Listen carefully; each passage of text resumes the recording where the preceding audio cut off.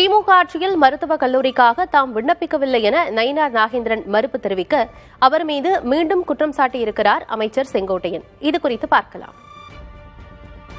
அங்கே இருக்கிற போது, ஆட்சியில் இருக்கிற போது மருத்துவக் கல்லூரி உருவாக்குவதற்காக விண்ணப்பம் போட்டவர் அவரெல்லாம் இதை பேசுவது அழகாக இருக்காது. என்றைக்கும் கேட்டது கிடையாது. நாங்கள் ஆட்சி அமைவதற்கு நீங்கள் உதவி செய்யுங்கள் என்று என்றைக்குமே அவர் கேட்டது கிடையாது. அவர் சொல்லியிருக்காரு. இப்ப நயினார் நாகேந்திரன் மருத்துவக் கல்லூரிக்கு விண்ணப்பம் செஞ்சிருந்தார். திமுகவில் சமரசம் பேசிக் கொண்டிருக்கிறார். நான் அவர்களுக்கு உங்கள் வாயிலாக பணிவோடு நான் தெரிவித்துக் கொள்கிறேன். நான் மருத்துவக் கல்லூரிக்கு அப்ளை பண்ணியிருந்தால், வேற ஏதாவது கல்லூரிக்கு அப்ளை பண்ணியிருந்தாலும் நான் அரசியல் விட்டு விலக தயார். அண்ணன் செங்கோட்டையன் அமைச்சர் பதவி மட்டும் விழுவதற்கு தயாரா? அண்ணன் செங்கோட்டையன் அவருடைய திறமை, அவருடைய மரியாதை எல்லாம் எங்களுக்கு தெரியும். தெரிந்திருந்தாலும் இனிமேல் அது மாதிரி பேச வேண்டாம் என்று நான் கேட்டேன். விண்ணப்பம் போட்டது எல்லோருக்கும் தெரியும்.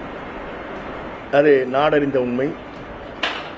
அது அவர் மறைத்தாலும் மறைக்க முடியாது. அதற்கு பிறகு அவர் வேண்டாம் என்று முடிவு செய்தது வேறு. முதலே விண்ணப்பம் போட்டிருக்கிற விண்ணப்பமே அங்கே இருக்கிறது. அதைத்தான் நான் சொன்னேனே தவிர, ஆகவே அடக்கி வாச வேண்டும் என்று சொன்னார்கள். அடக்கித்தான் நாங்கள் வாசித்துக் கொண்டிருக்கிறோம்.